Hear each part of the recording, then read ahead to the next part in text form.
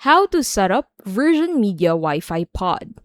So to be able to set up the Virgin Media Wi-Fi Pod, first thing that you'll need to do is remove the old Wi-Fi boosting devices.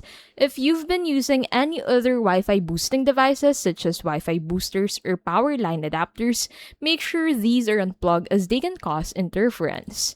Find a good place for the Wi-Fi pod. Choose a power socket that's halfway between the Wi-Fi hub and the area of your home with weak Wi-Fi and plug the Wi-Fi pod in. Now switch the Wi-Fi pod on. Switch the Wi-Fi pod on the power socket. The light on the Wi-Fi pod will turn on and then slowly pulse as it connects to the hub. Let the Wi-Fi pod start up. Now leave the Wi-Fi pod for 10 minutes while it starts up and connects to the hub. Once connected, the pulsing light will turn off. Let the Wi-Fi pod settle. The Wi-Fi signal should improve straight away, but you'll need to leave the Wi-Fi pod for 24 hours to work at its best for your home and Wi-Fi usage.